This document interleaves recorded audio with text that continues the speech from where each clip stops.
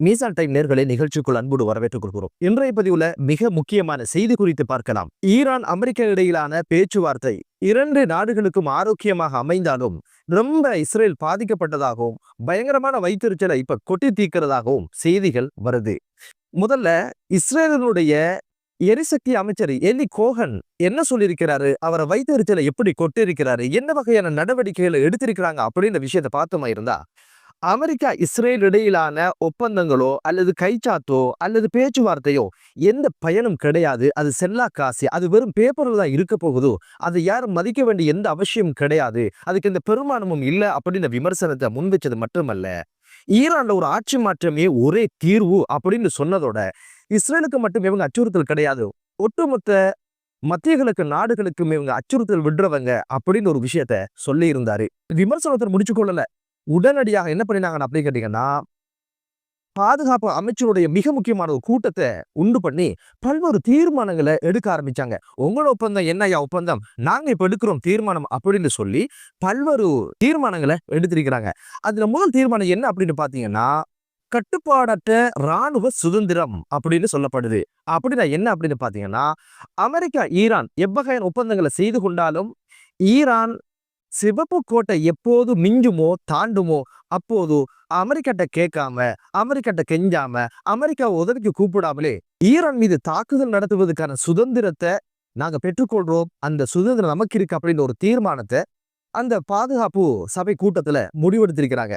தனிமையில் அடிக்கிறத இருந்தா அடிச்சுட்டு மல்லுக்கு நில்லுங்க, எதுக்கு அண்ணனை கூப்பிட்டீங்க, பொறுத்து பார்க்கலாம், அடிக்கிறத அடிப்பீங்களா, அடி வாங்குறத வாங்குவீங்களா அப்படின்னு ஒரு விஷயம். இரண்டாவது தீர்மானம் பெஞ்சமின் நெதன்யாவுக்கு ராஜதந்திர ஆணை ஒன்று பிறப்பிச்சிருக்காங்க. அதுதான், தூரம் வேடிக்கை பார்க்காதங்க, ஆள் அனுப்பி பேசாதங்க, உடனடியாக கிளம்புங்க, டொனால்ட் ட்ரம்மை சந்திச்சு உடனடியாக பேச்சுவார்த்தையில இறங்குங்க, 500 கிலோமீட்டர் தொலைவில் போய்த்து தூரத்துல போய்த்து அடிக்கிற ஏவுகணை வானமையா அதை 300 கிலோமீட்டராக மாற்றிக்கொள்ளுங்க, இதெல்லாம் கூட நின்று பேசுங்க, காலை பிடிங்க கையை பிடிங்க அப்படின்னு சொல்லி 18ஆம் தேதி வரைக்கும் நீங்க வெயிட் பண்ண வேணாம், புதைங்களை சந்திக்கிறதுக்கான ஏற்பாடை செய்யுங்க அப்படின்னு சொல்லி உடனடியாக அனுப்பி வைக்கின்ற ஒரு தீர்மானமும் அதுல எட்டப்பட்டதாக சொல்லப்படுது. 300 கிலோமீட்டர் தூரத்தில் உள்ள இலக்குகளை தாக்குறத செய்யறதுக்கு, ஏவுகணை செய்யறதுக்கு நீங்க சொல்லி கொடுக்கணுமா என்ன? அதை விட பழங்காலத்துல இந்த அம்புகளையே பயன்படுத்திக் கொள்வாங்க. இதெல்லாம் நீங்க சொல்லி கேட்கிற அளவுக்கு ஈரான் கிடையாது. உங்களுக்கு பயம் வந்துட்டு அப்படின்ற ஒரு விஷயமும் ஈரானுக்கு தெரியும். கண்டம் விட்டு கண்டம் போய் தாக்குகின்ற ஏவுகணையும் கண்டுபிடிச்சாச்சு. இப்போது நாக்கு வலிக்க வேண்டியதுதான். மூன்றாவது தீர்மானம் என்ன அப்படின்னு பாத்தீங்கன்னா, ஈரானுடைய அணு ஆயுத உற்பத்திகளை உளவு பார்க்கின்ற ஒரு செயற்திட்டத்தை நடைமுறைப்படுத்துறது, எங்க அணு ஆயுத உற்பத்திகள் நடக்குது அப்படிங்கிற ஒரு விஷயத்தை துல்லியமா கணிச்சு அண்ணன் அமெரிக்காவுக்கு செய்தி சொல்லி அனுப்பி அது சம்பந்தமான நடவடிக்கைகளை எடுக்கிறதுக்கான ஏற்பாடுகளை செய்யற அப்படின்ற ஒரு விஷயமும் அந்த தீர்மானத்துல இருப்பதாக சொல்லப்படுது. இங்க இருக்கிற கேள்வி என்ன அப்படின்னு பாத்தீங்கன்னா, அணு ஆயுத ஒப்பந்தத்துல அமெரிக்கா, பிரித்தானியா, ரஷ்யா, சீனா போன்ற ஈரான் போன்ற நாடுகள் கைச்சாத்திட்டு இருக்கு. இப்ப அந்த கைச்சாத்திட்டத்துக்கு இணங்க நீங்க நடக்கிறீங்க இல்லை என்பதுதான் அமெரிக்காவுக்கும் ஈரானுக்கும் இடையில இருக்கிற பிரச்சனை.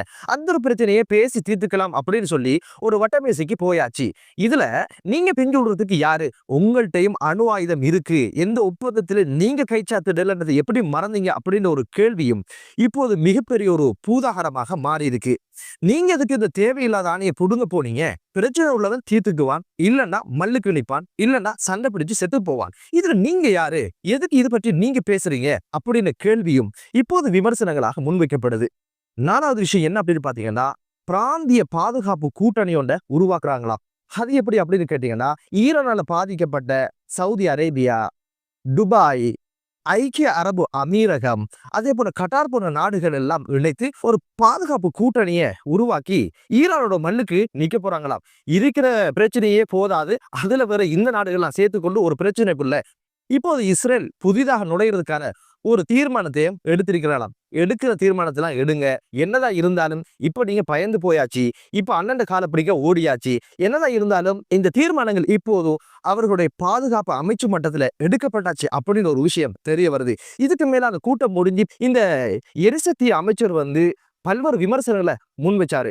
அதுல அவர் பயப்படுற இன்னொரு விஷயம் என்ன அப்படின்னு பாத்தீங்கன்னா, ஒருவேளை அமெரிக்கா ஈரானுடன் ஒப்பந்தம் செய்து நாட்டுக்கு திரும்பி போனா எதிர்வரும் காலங்கள்ல மத்திய கிழக்கு நாடுகள்ல ஈரானால எந்த பிரச்சனையும் கிடையாது என்பதனால அதனுடைய இராணுவ தளங்களை விலக்கி கொண்டு படை வீரர்களை மீள நாட்டுக்கு அழைத்து கொண்டா இப்போது இது மிகப்பெரிய ஒரு மரண பயமாக இஸ்ரேலுக்கு இருக்குது.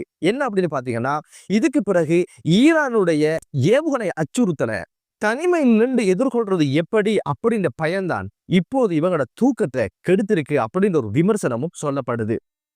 இஸ்ரேலை பொறுத்த வகையில ஏதோ ஒரு வகையில மத்திய கிழக்கு நாடு யுத்த சூழலால கெடுபிடிகள்ல கிறுக்கு பிடியில இருக்கணும், தாம் நிம்மதியாக வாழணும், அடுத்த நாடுகளில் உள்ள நிம்மதிகள் தொலையணும், அங்குள்ள நாடுகள் சுடுகாடாக மாறணும், தாம் மட்டும் நிம்மதியாக உறங்கணும் அப்படின்ற ஒரு நிலையில தான் இதுவரைக்கும் இஸ்ரேல் இருந்திருக்குது. இப்போதுதான் அதுக்கான செக்கையும் பெரிய ஆப்பையும் ஈரான் சொருகிருக்கி அப்படின்ற ஒரு விமர்சனம் சொல்லப்படுது. இவங்களுடைய பார்வை என்ன அப்படின்னு பாத்தீங்கன்னா, பேச்சுவார்த்தையில அரைவாசி பகுதியை விட்டுட்டீங்க, அமெரிக்காக்கு தேவையான அனைத்து விஷயங்களும் செஞ்சு கொண்டீங்க, எங்களை பாதிக்கிற விஷயங்கள் இங்க பேசப்படலையே அப்படின்னு ஒரு விமர்சனம் அவங்க முன்வைக்கிறாங்க. எதிர்வரும் காலங்கள் இந்த பேச்சுவார்த்தையில் இவங்களை நீங்க சேர்த்துக்கொள்ளணும், இந்த ஏவுகணை திட்டங்களை ஈரான் நிறுத்தணும், அச்சுறுத்தும் ஏவுகணைகளை உடனடியாக கைவிடணும், இருக்கிற ஆயுதங்களை எங்கள்கிட்ட தந்துடணும் அப்படின்னு ஒரு விஷயமும், யுரேனியம் செறிவாக்கல் அப்படின்னு ஒரு விஷயத்த வெளிநாடுகளுக்கு அவங்க கொடுக்கணும் அப்படின்னு பல்வேறு விஷயங்களை தான் இப்போ புலம்பிக் கொண்டு இருக்கிறத வைத்தறிச்சலோட கதைக்கிறத பார்க்க முடியுது. இந்த பேச்சுவார்த்தை குறித்து அமெரிக்காவினுடைய துணை ஜனாதிபதி ஜேடி வான்ஸ் என்ன சொல்றாரு அப்படின்னு கேட்டீங்கன்னா, ஈரானுடனான இந்த பேச்சுவார்த்தைகள் எந்த பயனையும் தராது. காரணம், அதிகாரம் உள்ளவர் தீர்மானிக்கும் சக்தியா இருக்கிறவர் உச்ச தலைவர் ஆயத்துல்லா அலி காமினி. அவரோடு பேசாமல் ஏனையவர்கள் பேசுவதனால் எந்த தீர்மானமும் கிடையாது. ரஷ்யா மற்றும் சீனா, வடகொரியா போன்ற தலைவர்களோடு கூட டொனால்ட் ட்ரம்ப் பேசிக்கொள்வாரு. ஆனா ஆயத்துல்லா அலி காமினியோடு இவருக்கு பேச முடியாது. அப்படி அவர் பேச்சுவார்த்தைக்கெல்லாம் வார மனிதர் கிடையாது. காரணம் என்னன்னா, எப்போதுமே ஈரான் பேச்சுவார்த்தை என்ற பேர்ல காலங்களை தாழ்த்துவதுதான் அவங்களோட தந்திரோபாயம். அந்த ஒரு தந்திரோபாயத்தை இப்ப கச்சிதமாக செஞ்சிருக்காங்க அப்படி ஒரு விமர்சனத்தையும் அவர் முன் வச்சாரு. கடந்த காலங்கள்ல ஜோர்ஜ் டபிள்யூ புஷ் அவங்களுக்கும் இதுதான் கெதியாக இருந்தது. அதே போல பராக் ஒபாமான விஷயத்திலும் இதுதான் நடந்து முடிஞ்சது. எனவே டொனால்ட் ட்ரம்பும் அந்த வரையில சிக்கி கொண்டாரு அப்படின்னு ஒரு விமர்சனத்தை முன் வச்சாரு. இது காலத்தை தாழ்த்துகின்ற ஒரு கைகாரியம் அப்படின்னு ஒரு விமர்சனத்தை அவர் முன் வச்சிருக்கிறாரு. அதே போல நியூயார்க் டைம்ஸ் பத்திரிகை என்ன சொல்லிச்சு அப்படின்னு கேட்டீங்கன்னா, ஈரானின் காலம் தாழ்த்தும் காலம் கடத்தும் தந்திரோபாயம் மீண்டெழுந்திருக்குது அப்படின்னு ஒரு விஷயத்த சொன்னது மட்டுமல்லாம, அமெரிக்காவினுடைய ஜனாதிபதி டொனால்ட் ட்ரம்புடைய பொறுமையையும் ஈரான் சோதிச்சு பார்க்குது அப்படின்னு சொல்லியிருக்கு. இதுல ஒரு யதார்த்தம் இருப்பதாகத்தான் இப்போது அரசியல் விமர்சகர்கள் சொல்றாங்க. என்ன அப்படின்னு பாத்தீங்கன்னா, ஈரானுக்கு இந்த யுத்தத்துல களம் காண்பது என்பது தவிர்க்க முடியாத ஒரு சூழ்நிலை. ஏதோ ஒரு வகையில யுத்தத்தை தவிர்ப்பதற்கான வழிகள் இருக்கா அப்படின்னு ஒரு விஷயத்தை யோசிக்கிற நேரத்துலதான் அமெரிக்காவும் தனது படைகளை இன்னும் விஸ்திரப்படுத்திக் கொள்ளணும், தனது யுத்த கெடுபிடிகளை இன்னும் உறுதிப்படுத்திக் கொள்ளணும் அப்படின்றதுக்காக கால அவகாசம் தேவை என்பதனால இரு நாடுகளுக்கும் காலம் தேவைப்பட்டதால இதை ஒரு பேச்சுவார்த்தை என்ற பேர்ல காலங்களை எடுத்துக்கொள்றாங்க அப்படின்ற ஒரு விஷயம் சொல்லப்படுது. ஈரானுக்கு இது கால தாமதமாக இந்த யுத்தத்தை தள்ளி போடணும், ஏதோ ஒரு தந்திரோபாயத்தினூடாக யுத்தத்தை தள்ளி வைக்கணும் அப்படின்ற தேவை எது வரைக்கும் இருக்கு அப்படின்னு கேட்டீங்கன்னா, அமெரிக்காவுடைய தேர்தல் நடக்கும் வரைக்கும், இஸ்ரேலில் தேர்தல் நடக்கும் வரைக்கும், இந்த ஆண்டினுடைய இறுதி வரைக்கும் இதை கொண்டு போயிடணும், யுத்தம் ஒரு நடந்துடக்கூடாது என்பதற்காகத்தான் ஈரான் இந்த ஒரு கைங்காரியத்தை செய்து நிச்சயமாக ஈரான் இறுதி கட்டத்துல அடிக்கும் பெல்ட்டி யாராலும் தாக்குப்பிடிக்க முடியாத ஒரு பெல்ட்டியாக இருக்கும் அப்படின்னு தான் இப்போது அரசியல் விமர்சகரால் முன்வைக்கப்படுகின்ற ஒரு விடயமாக பார்க்கப்படுது. என்னதான் இருந்தாலும் இப்போது அமெரிக்காவினுடைய ஜனாதிபதி இஸ்ரேலை திருப்திப்படுத்தும் வகையில் என்ன சொல்லியிருக்கிறார் அப்படின்னு கேட்டீங்கன்னா, ஈரான் இந்த ஒப்பந்தங்களுக்கு முன் வரல அப்படின்னு கேட்டீங்கன்னா, அணுசக்தி ஒப்பந்தங்களுக்கு முன் வரல அப்படின்னு கேட்டீங்கன்னா, வரியை ஏற்றுவதாகவும் பொருளாதார நெருக்கடியை கொடுப்பதாகவும், ஈரானோட எந்தெந்த நாடு வர்த்தக தொடர்பு இருக்குதோ அந்த நாடுகளுக்கும் வரியை ஏற்றுவதாக ஒரு மிரட்டலை விட்டிருக்கிறாரு. இந்த செய்தியெல்லாம் இஸ்ரேலுக்கு ஆறுதலா இருக்குமான்னு கேட்டா கிடையவே கிடையாது. மேலதிகமாக இப்போது இஸ்ரேலுக்கு இருக்கிற அடுத்த அச்சுறுத்தல் என்ன அப்படின்னு பாத்தீங்கன்னா, அணு ஆயுத திட்டத்தை கைவிட்டாலும் அங்குக்கு ஈரானுக்காக அமெரிக்கா பொருளாதார தடைகளை நீக்கிட்டா மிகப்பெரிய ஒரு பொருளாதார ரீதியாக முன்னேறுகின்ற ஒரு நாடாக வடம் பெறுகின்ற நாடாக வந்துட்டா இன்னும் ஆயுதங்களை உற்பத்தி செய்யறதிலும், அதே போல இவர்களுடைய ஆயுத குழுக்களுக்கு பணம் கொடுக்கிறது, ஆயுதம் கொடுக்கின்ற பல்வேறு நடவடிக்கைகள் எடுத்துட்டா அதுவும் மிகப்பெரிய ஒரு அச்சுறுத்தலாக இருக்கும் என்பதனால என்னதான் இருந்தாலும் இந்த பேச்சுவார்த்தையில ஈரானிய ஆர்ப்பாட்ட மக்களுக்காக எதுவும் பேசப்படல அப்படின்னு ஒரு விஷயம் தான் சொல்லப்படுது. என்ன அப்படின்னு பாத்தீங்கன்னா, ஆர்ப்பாட்டக்காரர்களுக்காகவே உள்ள வருவோம், யுத்தம் செய்வோம் சொன்ன அமெரிக்கா இப்போது பேச்சுவார்த்தைகள்ல இஸ்ரேல் தரப்பிலும் சரி, அதே போல அமெரிக்க தரப்பிலும் சரி, எந்த ஒரு விஷயங்களும் ஆர்ப்பாட்டக்காரர்களுக்காக எந்த ஒரு நிபந்தனைகளும் இங்க போடப்படல. பிடிச்சவங்களை விடுதலை செய்யுங்க, மரண தண்டனை நிறைவேற்றின குடும்பங்களுக்கு ஆறுதலுக்கான ஏதாவது நட்டஈடுகளை கொடுங்க, அல்லது இவங்களை சரியாக நடத்துகின்ற எந்த ஒரு நிபந்தனைகளும் இங்க சொல்லப்படல.